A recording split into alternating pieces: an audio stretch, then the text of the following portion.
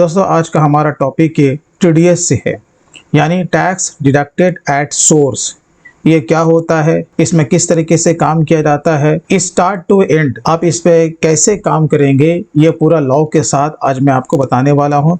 इसलिए दोस्तों पूरी जानकारी के लिए आप वीडियो को एंड तक आप जरूर देखते रहे। और अगर आप टैली अकाउंट से टैक्सेशन में महारत हासिल करना चाहते हैं, इस फील्ड में हर तरह का काम सीखना चाहते हैं, तो आप हमारा ऑनलाइन कोर्स भी बाय कर सकते हैं। स्क्रीन पर दिए हुए नंबर पे आप कॉल कर सकते हैं और मैं अपने वेबसाइट का लिंक वीडियो के डिस्क्रिप्शन में दे दूंगा। आप वहां से सिंपल वे में जाकर के हमारे वेबसाइट को विजिट करके आप हमारा ऑनलाइन कोर्स भी बाय कर सकते हैं। तो चलिए दोस्तों आज का टॉपिक हम लोग शुरू करते हैं। तो टीडीएस जिसका कि फुल फॉर्म होता है टैक्स डिडक्टेड एट सोर्स, कि अगर आप इसके फुल फॉर्म के ऊपर गौर करेंगे तो टी का मतलब टैक्स है और डी का माने होता है डिडक्टेड, यानी कि डिडक्ट से बना है डिडक्टेड, जिसे कि हम लोग कहते हैं डिडक्शन यानी कि काटना। ठीक है। और एट सोर्स का माने मतलब होता है उत्पत्ति पे।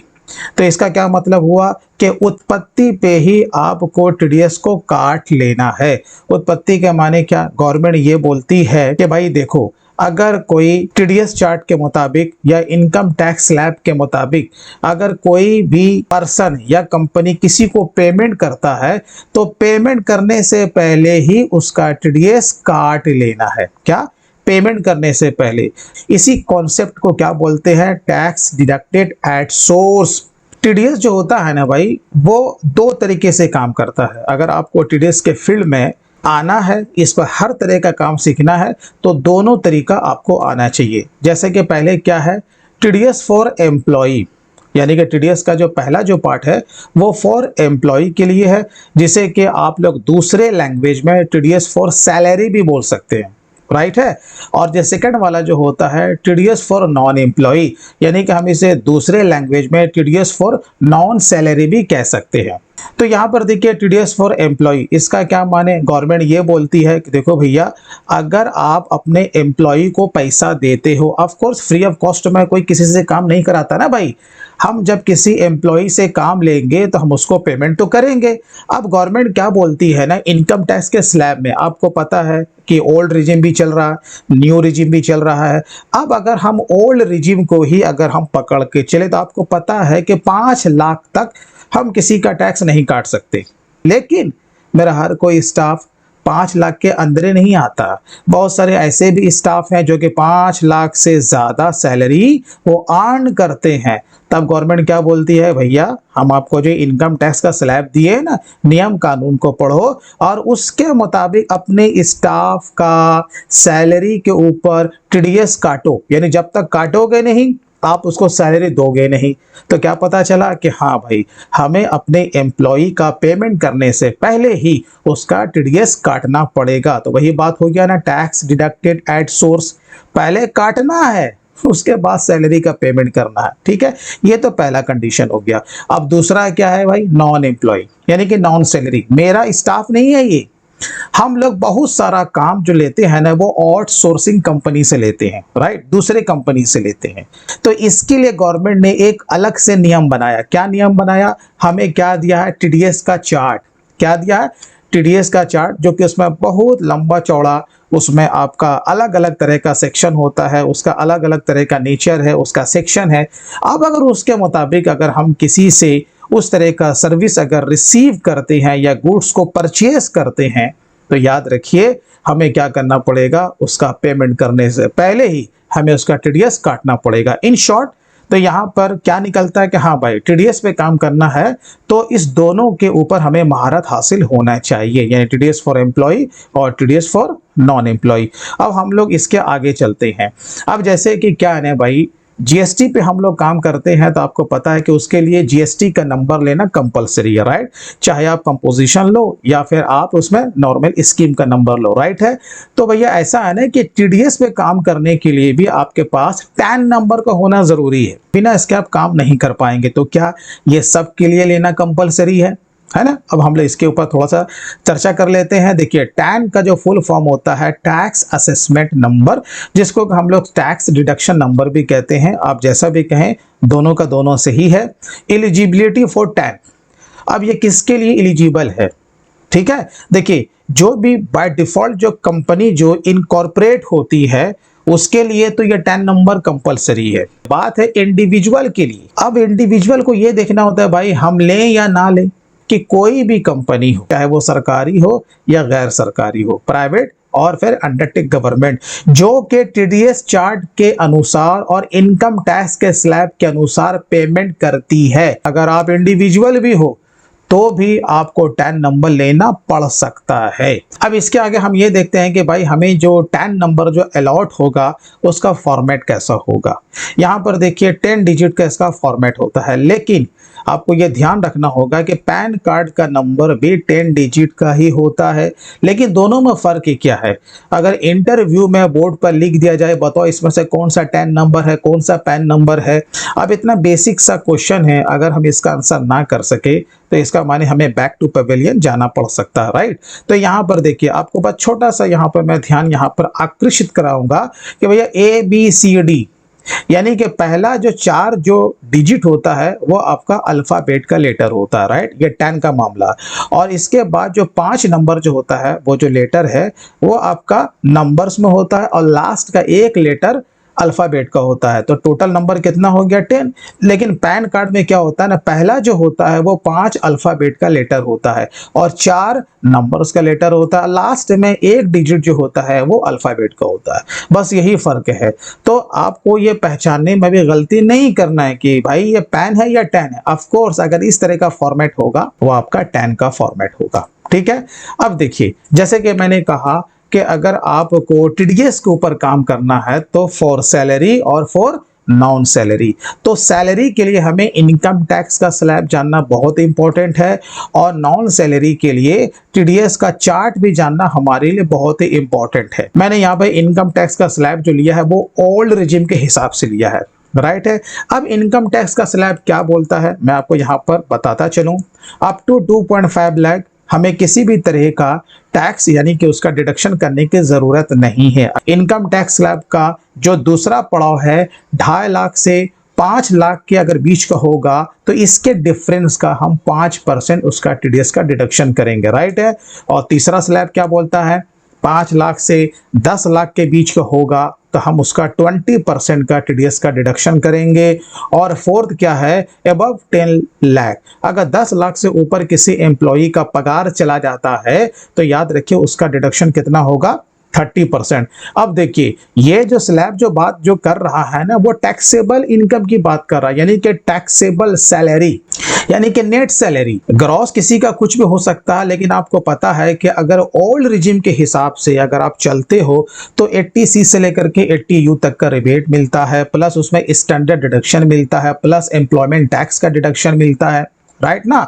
तो वो सब लेस करने के बाद जो फाइनली किसी भी एम्प्लॉय का जो नेट सैलरी आएगा वही कहलाएगा उसका टैक्सेबल इनकम। तो ये बात जो करता है ना टैक्सेबल इनकम की बात करता है। अगर इसके बावजूद भी किसी का जो टैक्सेबल जो सैलरी है अगर वो 10 लाख से ऊपर चला जाता है तो उसका हम 5 भी काटेंगे, 20 भी काटेंगे और 30 भी काटेंगे। इसका ये पूरा कैलकुलेशन होता है, राइट है।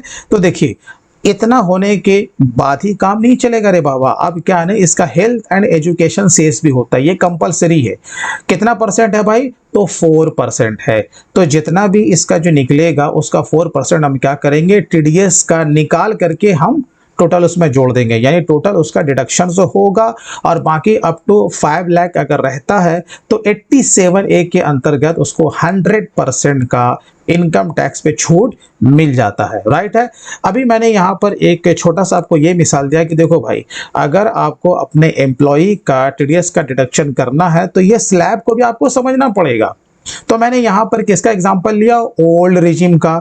और ओल्ड रिजिम के साथ साथ आपको पता है कि 80C से लेकर के 80U तक का जो डिडक्शंस होता है उसे भी आपको समझना पड़ेगा, तभी जाकर के आप सही अपने एम्प्लॉय का टीडीएस का डिडक्शन कर सकते हैं, राइट है। चलिए अब हम लोग देखते हैं अब इसी का जो दूसरा पड़ाव था टीडीएस चार्ट। और टीडीएस चार्ट भाई किसके लिए है, फॉर नॉन सैलरी। अब इसका टीडीएस का चार्ट का फॉर्मेट कैसा होता है, तो ऐसा होता है। यहाँ पर पहला होगा सेक्शन, मैंने यहाँ पर सिर्फ एक एग्जांपल लिया है आपको समझाने के लिए। और दोस्तों अगर आप पूरा डिटेल में अगर आप ये सारा कुछ सीखना चाहते हैं, चाहे वो टीडीएस का मामला हो, इनकम टैक्स का मामला हो, जीएसटी का मामला हो, अकाउंट्स के फाइनलाइजेशन का मामला हो, इट मीन्स कि आप अगर इस फील्ड में प्रोफेशनल के तौर पे आप बनना चाहते हैं, काम करना चाहते हैं, तो आप हमारे ऑनलाइन कोर्स को जरूर ज्वाइन करें। पहला आपका सेक्शन होता है नेचर ऑफ पेमेंट होता है, यहाँ पे लिमिट रहता है, और यहाँ पर इंडिविजुअल और अदर, और यहाँ पर अगर किसी के पास पैन कार्ड नहीं है तो उसका 20% के हिसाब से टीडीएस का डिडक्शन किया जाता है। तो यहाँ पर आप देखेंगे 194I है, ये सेक्शन है, राइट। और नेचर पेमेंट जो है वो क्या बोलता है, रेंट है, रेंट के अगेंस्ट में है, लेकिन किसका, लैंड और बिल्डिंग और फर्नीचर और फिटिंग्स, राइट है। अब अगर हमने किसी से रेंट का सर्विस से बाई किया है, उसका पूरे साल का पेमेंट 2,40,000 को टच कर गया या उसके ऊपर का चला गया, तो ऑफ कोर्स हम क्या करेंगे ना, जब जब भी हम उसका पेमेंट करेंगे उसका 10% टीडीएस काट लेंगे। अगर सामने वाला इंडिविजुअल है तो भी 10% और उसके अलावा है तो भी 10%। अब आपको पता है कि भाई जो चालान जो बनाया जाता है, आपको पता है वो तो ई पे टैक्स का आज की तारीख में होता है ना, इनकम टैक्स के पोर्टल से ही आप इसका पेमेंट कर सकते हो। तो चालान नंबर 281 है, याद रखिएगा, चालान नंबर 281। जैसे ही आप इसका ऑनलाइन पेमेंट करेंगे, राइट है, तो आपको क्या मिलने वाला है, BSR कोड, सेकंड में चालान नंबर और थर्ड में टेंडर डेट, जिसे हम लोग कहते हैं सिन, यानी कि चालान आइडेंटिफिकेशन नंबर। ये हमारे लिए बहुत इंपॉर्टेंट है। हर चालान के अगेंस्ट में BSR कोड जो होगा वो आपका 7 डिजिट का होगा, याद रखिएगा। चालान नंबर जो होगा वो ऑलवेज आपका 5 डिजिट का ही होता है। अगर सिर्फ यहाँ पर 4-5 होता तो याद रखिए उसके पहले आपको 3 डिजिट का 0 दिखाना पड़ता, राइट है। यानी कि यहाँ पर आपको टोटल 5 डिजिट को पूरा करना पड़ेगा, नहीं तो फिर रिटर्न फाइल में एरर आएगा, और ये 7 डिजिट आपको पूरा करना पड़ेगा, राइट है। बाकी टेंडर डेट, टीडीएस के रिटर्न के लिए हर चालान के अगेंस्ट में इसका डिटेल्स होना बहुत इंपॉर्टेंट है, याद रखिएगा, ठीक है। इसका ड्यू डेट होता है, यानी कि इस महीने का ड्यू अगले महीने के 7 तारीख तक टीडीएस का पेमेंट हो जाना चाहिए। अगर अगस्त का डिडक्शन है तो सितंबर के 7 तारीख तक पेमेंट हो जाना चाहिए, राइट है। और अगर आप आफ्टर ड्यू डेट इसका पेमेंट करते हैं तो कर सकते हैं, लेकिन उसमें क्या लगेगा, 1.5% का इंटरेस्ट लगेगा, वो भी पर मंथ के हिसाब से। तो किसके ऊपर, टीडीएस अमाउंट के ऊपर। टीडीएस का रिटर्न जैसे कि मैंने कहा कि क्वार्टरली वे में फाइल किया जाता है, राइट है। और टीडीएस का रिटर्न भी 2 तरीके से जाएगा।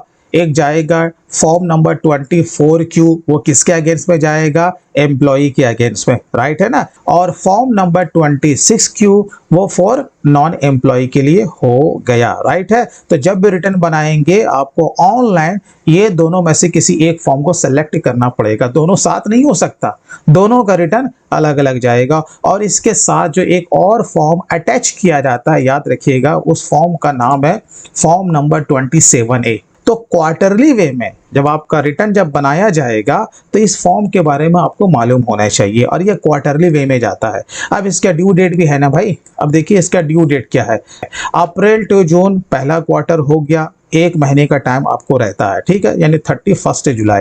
इसी तरीके से जुलाई टू सितंबर आपका 31 तारीख, इसी तरीके से अक्टूबर टू दिसंबर 31 जनवरी, और जो लास्ट क्वार्टर का जो रिटर्न जो जाता है उसमें आपको 2 महीने का टाइम रहता है, यानी कि 31 मई तक आपको रिटर्न फाइल कर देना है, राइट है।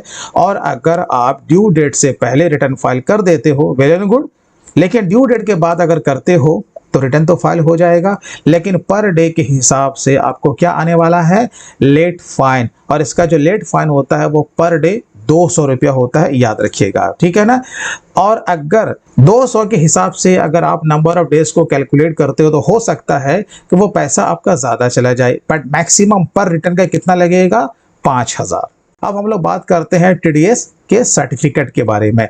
देखिए, जब डिडक्शन 2 तरीके से है तो ऑफ कोर्स टीडीएस का सर्टिफिकेट भी 2 तरीके से आपको देना पड़ेगा, और यह ऑनलाइन बनता है, आपको मैनुअल बनाने की जरूरत नहीं है, राइट है। देखिए, सबसे पहला क्या है, फॉर्म 16, ये किसके लिए भाई, टीडीएस फॉर एम्प्लॉय, जिसका कि पार्ट ए होता है और पार्ट बी होता है, राइट है। ये अपने एम्प्लॉय को आपको देना पड़ेगा।